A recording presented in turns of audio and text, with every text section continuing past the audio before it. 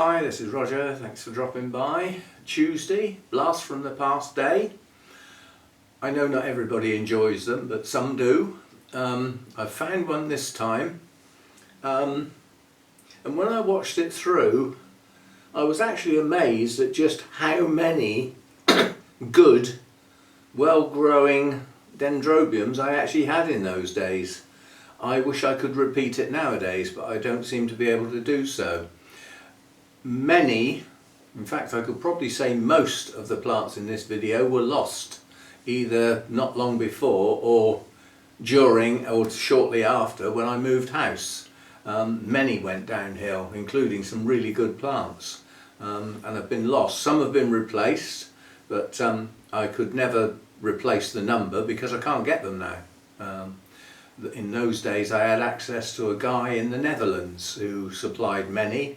I could also get the growers in the EU, the likes of Kearns and various others, who would quite happily send stuff to the UK. All the access to all of those sellers are lost now, they're gone. So all I've got is what's in the UK. And Burnham's have got some Dendrobiums, but not many. You know, not many different types. They often have many of the same type because they grow their own seedlings. But anyway, this is a chat about, in those days, how I looked after the types of Dendrobiums that I had over the sort of seasons. Anyway, I hope you enjoy it. There's a lot of plants to look at. Some are in bloom, not many, but some are. And yeah, it's a lot of Dendrobiums to look at, a lot of different types. Quite a few species, some hybrids, and yeah, some pretty good heading up towards and including in some cases specimen sized plants. So hope you enjoy it, and I'll see you next time. Bye for now.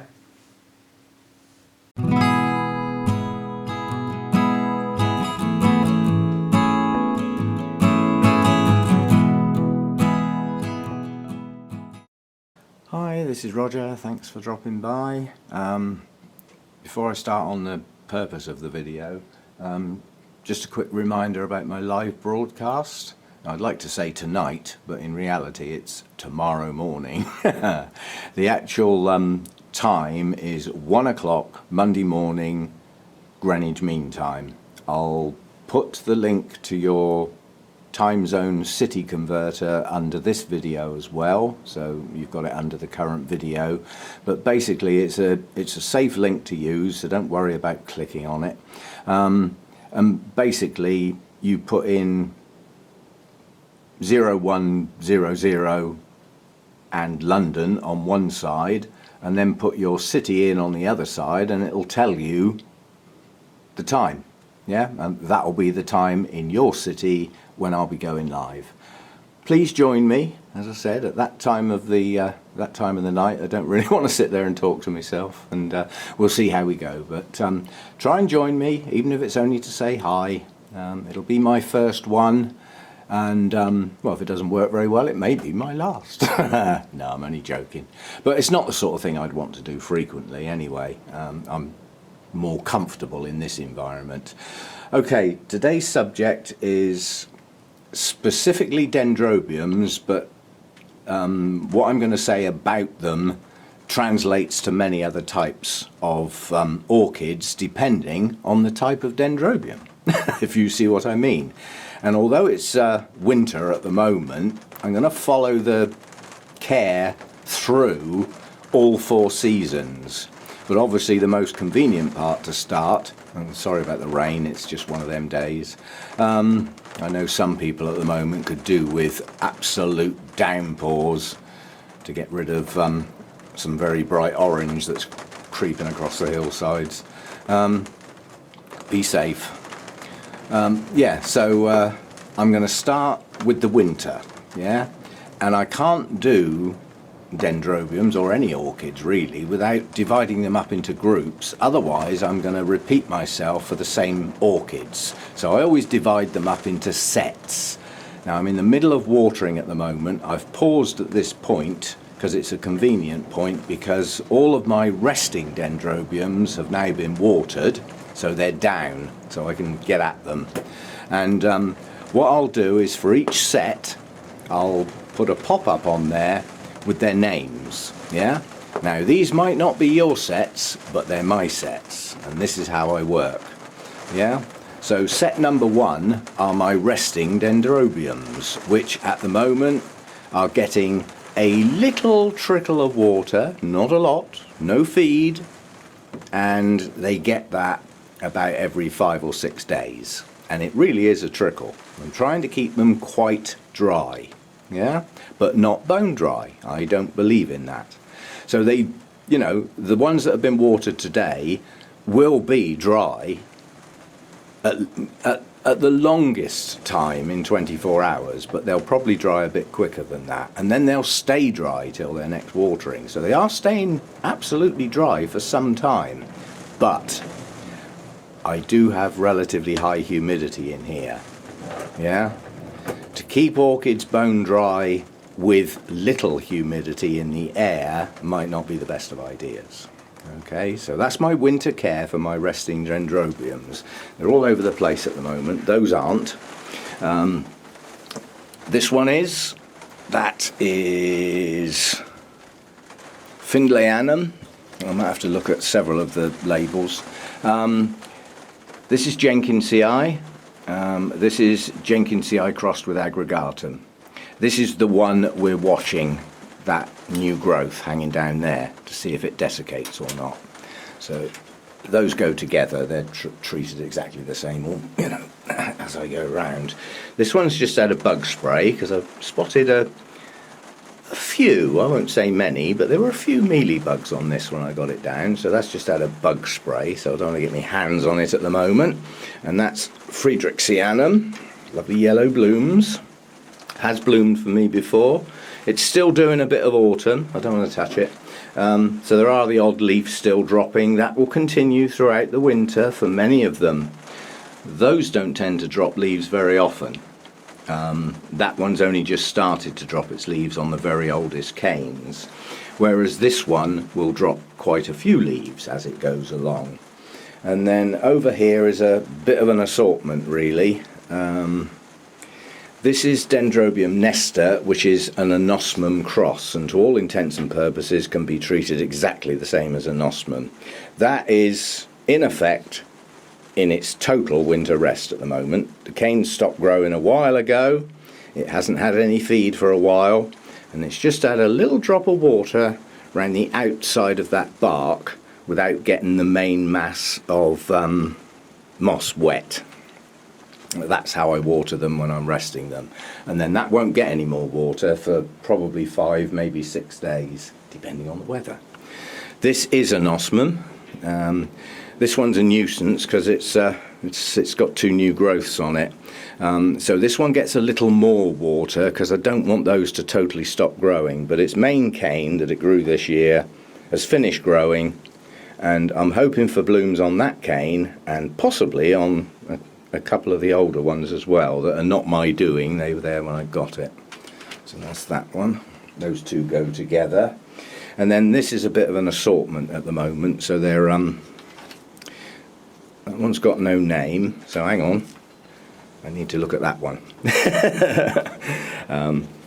Right, that's Primulinum, so that's Glomeratum. I need the pair to actually work out which one's which, because one's got a tag and one hasn't.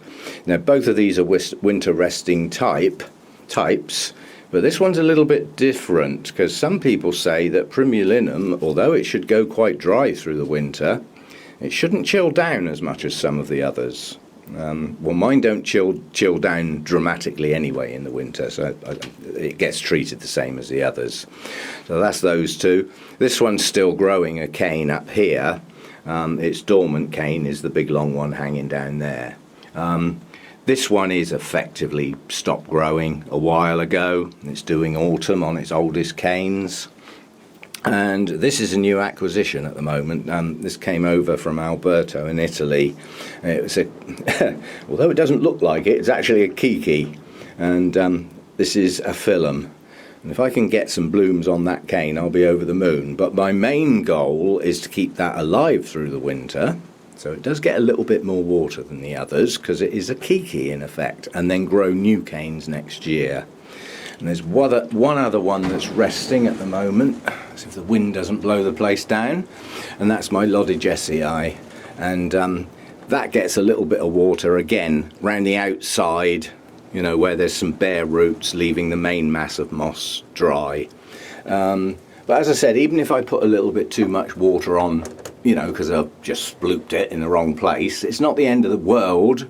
You know, it's still going to be totally dry within 12 to 24 hours, and then it'll be bone dry, and it'll stay like that till its next trickle. Okay, so that's the resting types, and those are they. There's nothing else resting in here. Now, seasonal care. We've just done winter, no feed, trickle of water now and again, don't let the canes desiccate, and try and drop your temperatures down, especially the nighttime temperatures. I won't say the lower the better, because they vary. That would be a bit silly to treat them all identical. They do come from different elevations, so check your individual plants. Some of them are lower down the mountainside, and their night temperatures wouldn't be as low as some of those that are a lot higher up. Yeah, so go steady on your minimum temperatures, don't go too mad. Don't go chucking them out in the snow and things like that.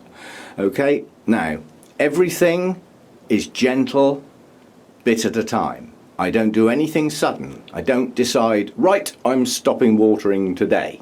Can you imagine that happening out in the wild? No. Everything to do with seasonal changes is gradual. So the gradual change I'll be looking for is signs of the buds and or new growths, which will then push out new roots.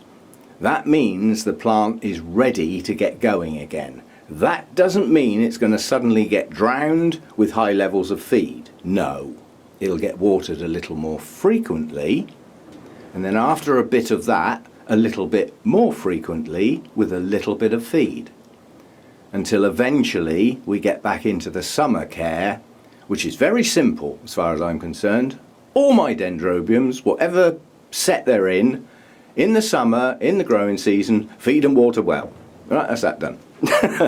But then we come out the other end of the season, and for the resting type of dendrobiums, come sort of into November-ish. I mean, I started around the middle of November this year. You effectively give them their last relatively weak feed and start reducing the water. Don't just stop watering them. The plant can't cope with that sort of thing. It needs to be gentle. So I'll be going from watering from every day through the summer down to every other day, down to every third day. And by then I'll have probably stopped feeding, and then every fourth day, every fifth day, until I'm at the stage I am now, back to winter care. So that's really the 4 seasons, very simply summed up, for resting type dendrobiums.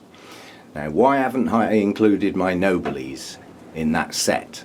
Because I treat them slightly differently. That's why they're in a separate set. I'll do those in a minute. So that's the true winter resting type dendrobiums, 4 seasons, and the care they get. As far as I'm concerned, they don't need incredibly high light in their growing season, but they do in their resting period. You know, in the UK, I can't give these enough light, so they get the maximum light possible. Shade netting off, direct sun when it comes in the glass. It's as much light as I can possibly give them through their resting period. Then as their new growth start and their buds start expanding, I'll reduce that light down until they get into their growing season, where they'll get some shade. And that is trying to reflect deciduous forests. You know, once the leaf cover comes back in the spring, the sun's gone. You know, they're not getting their direct sun anymore. So I try and replicate that. So that's the resting types.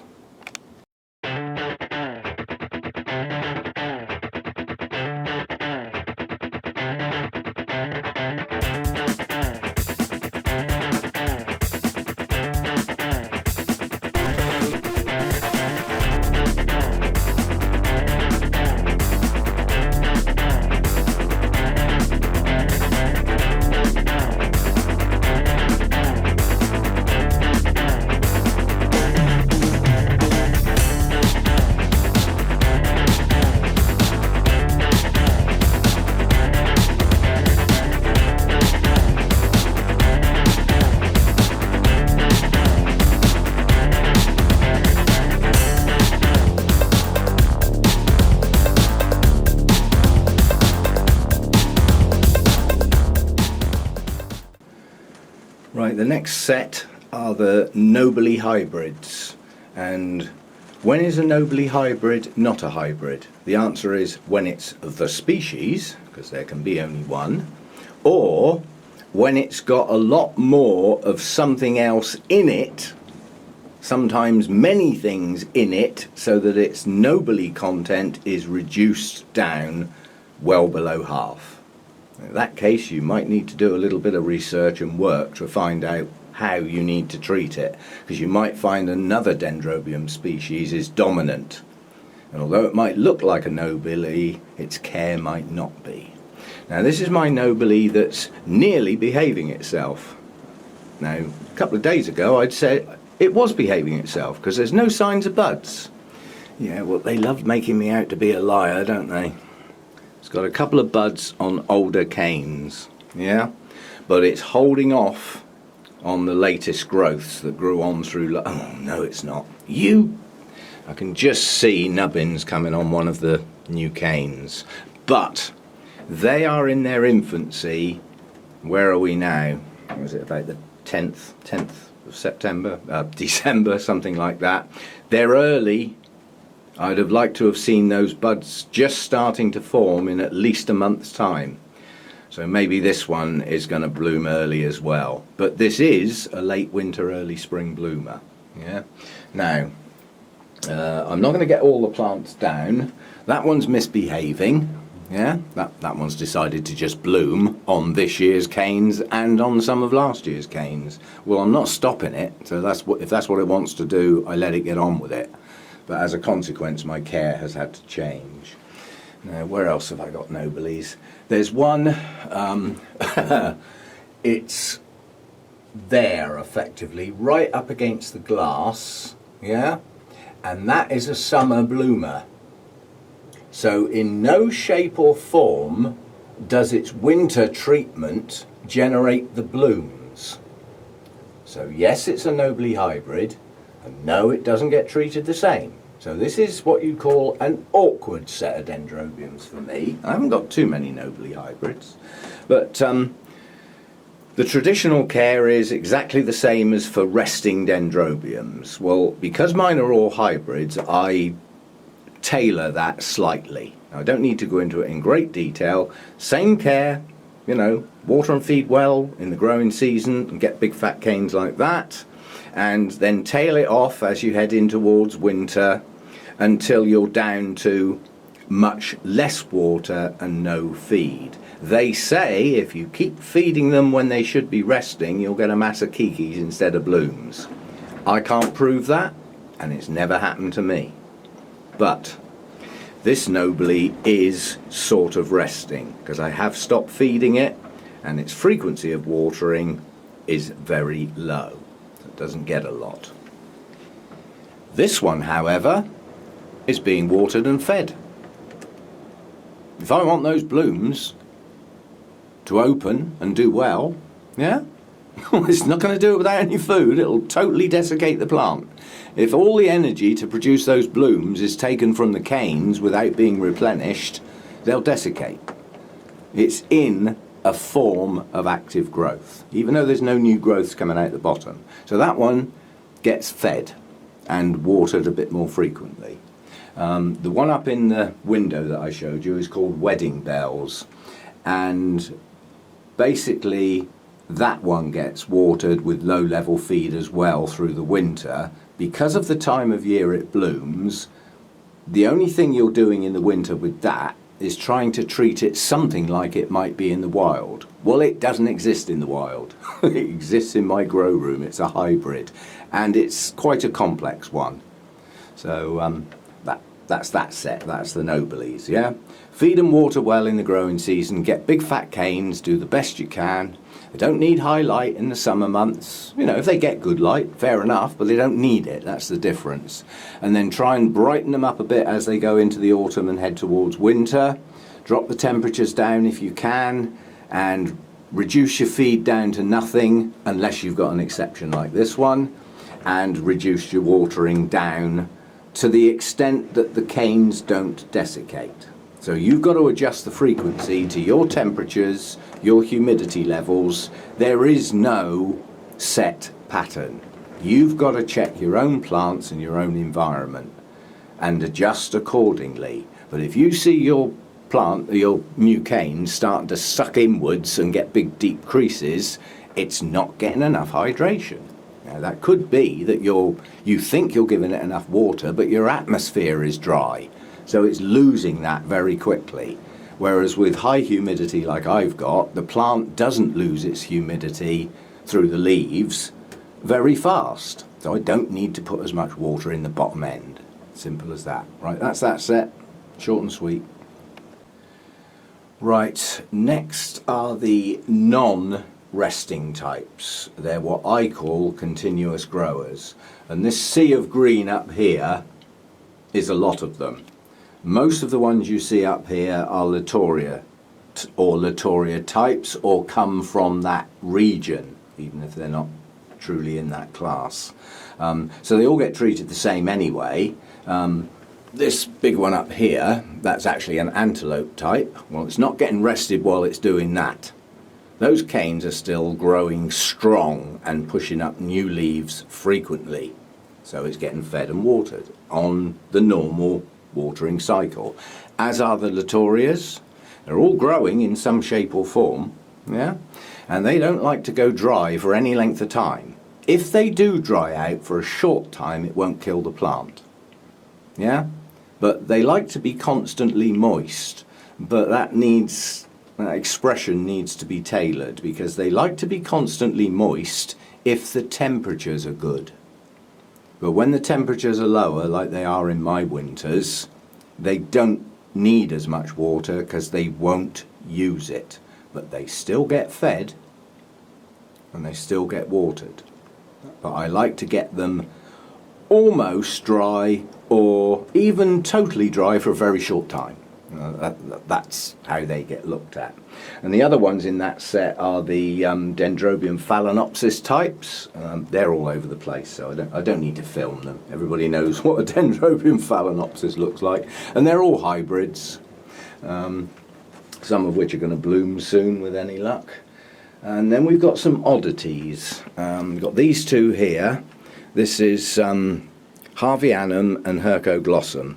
And, well, you only need to look at the plants to tell that they're growing. You know, the canes on Hercoglossum are growing. You can see all the new leaves, yeah? And even on some of the older canes, they're still pushing new leaves out, yeah?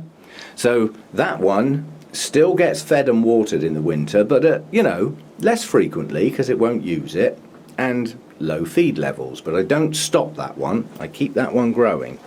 Now, others actually rest theirs, but mine has always bloomed quite spectacularly, and if it's not broke, don't fix it.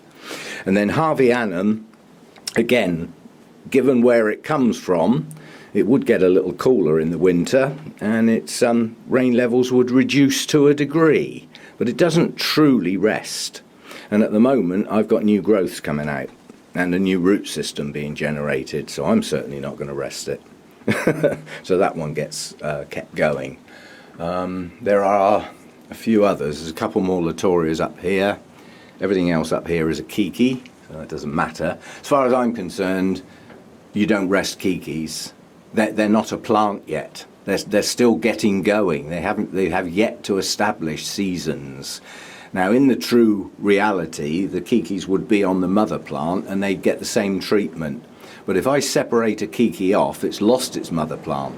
And its only way of supporting itself is through me giving it some feed and water. So I treat my kikis like all my other orchids, basically. I carry on feeding them and watering them.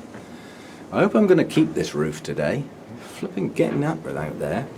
Another couple of exceptions. This is Victoria Reginae. So I'm not getting all the plants down because I'm talking about the how, not the what.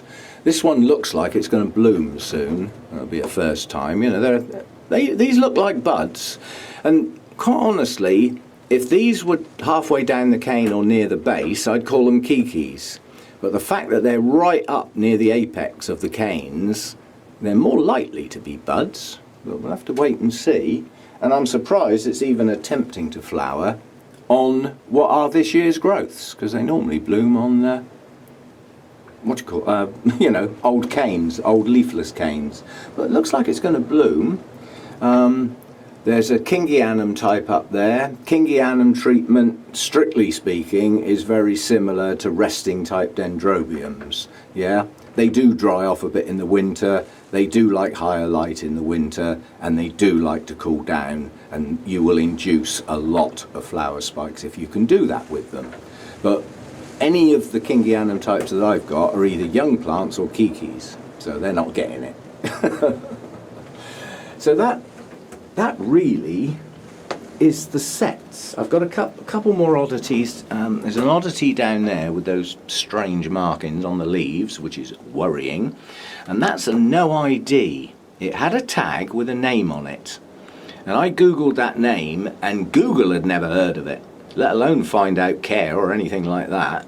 But looking at the blooms, it's very like Dendrobium unicum, and if it isn't that, it is a hybrid, but it's got a hell of a lot of that in it. And I can see buds forming on that. I don't remember seeing them last time, so that may be going to bloom. Yeah, there are buds on that.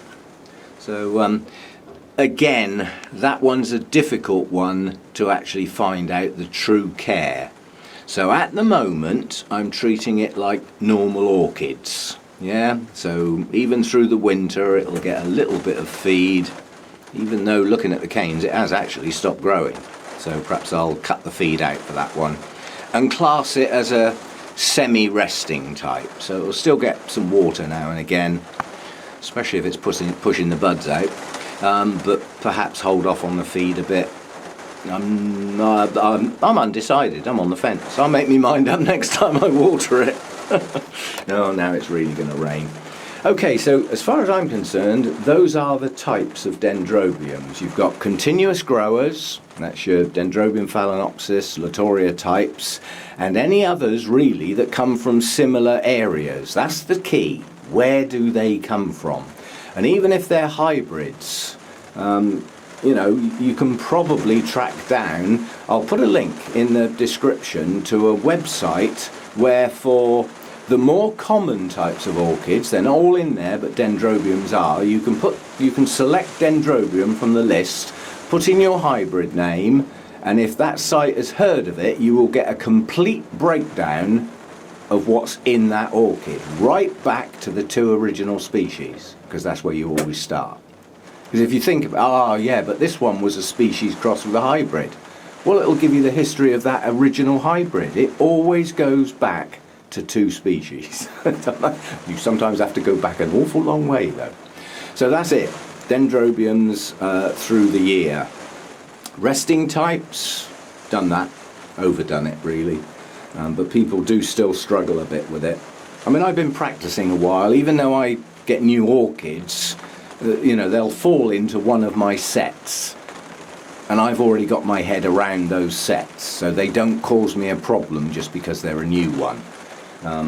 They cause me a problem if they are out of season and they decide to start growing at the wrong time of year, and then for that first winter I might have to, you know, not put them in the true resting set and actually put them in the semi-resting set. So your continuous growers, yeah, try and keep them warm. Most of them don't like to get cold. Don't get Latorias and Phalaenopsis type Dendrobiums cold. They won't like it.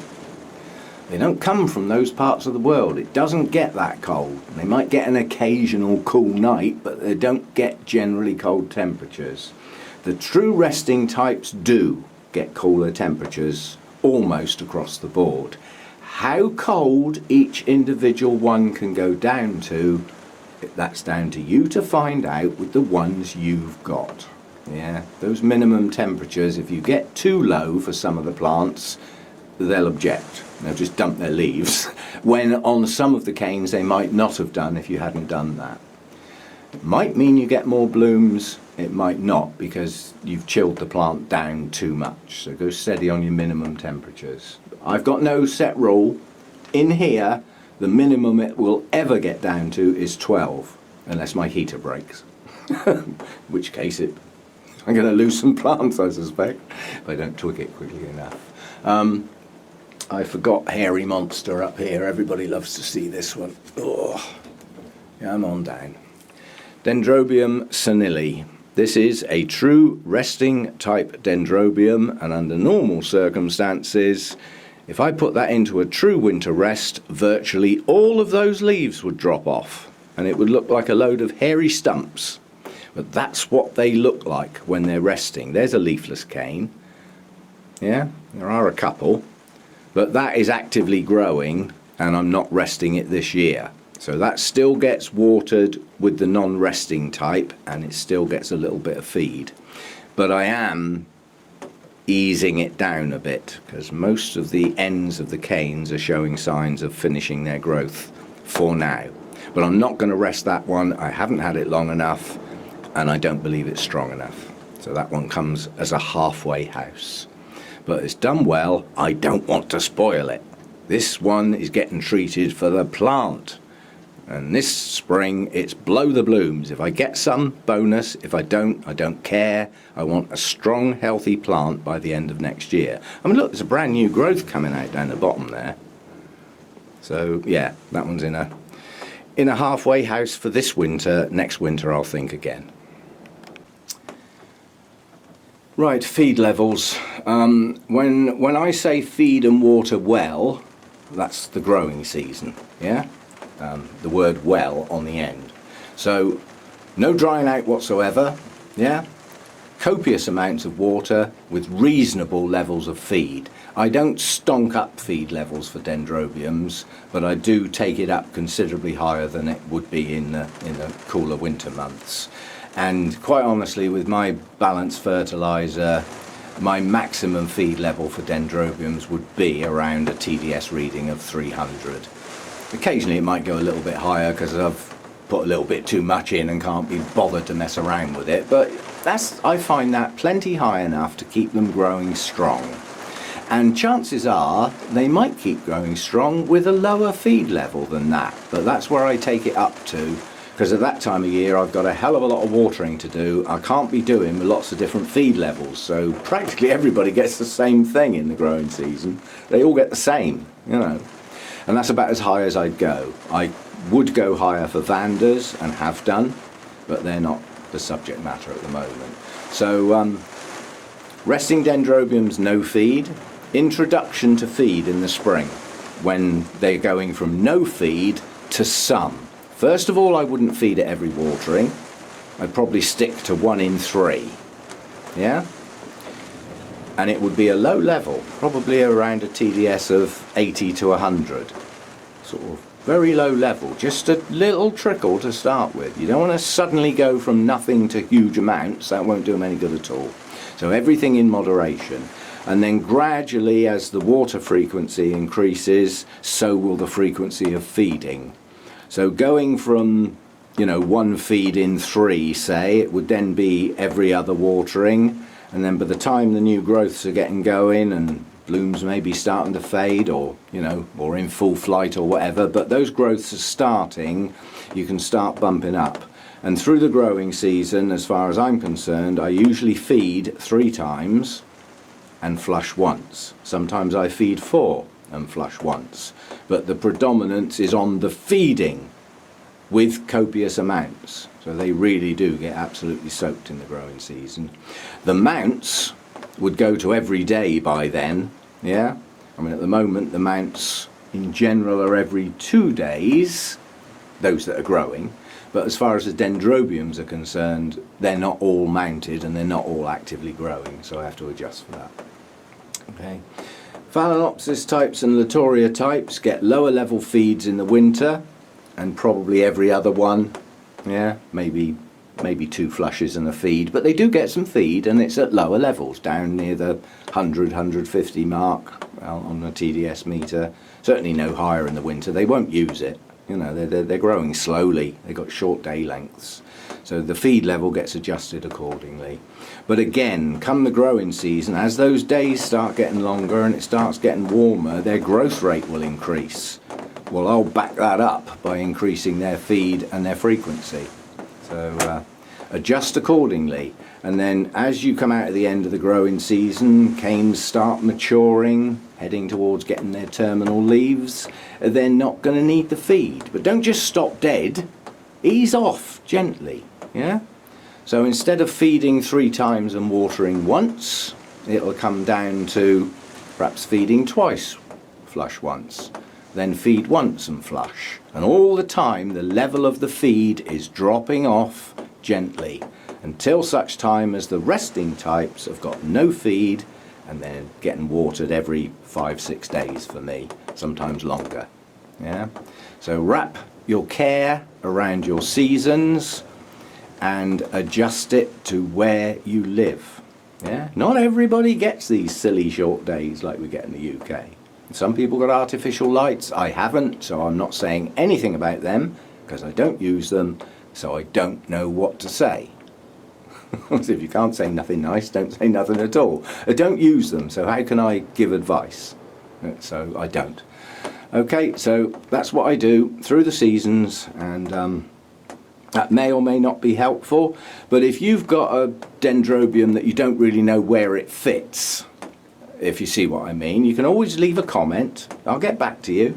I might not know the answer, but if I don't, I'll try and find out for you.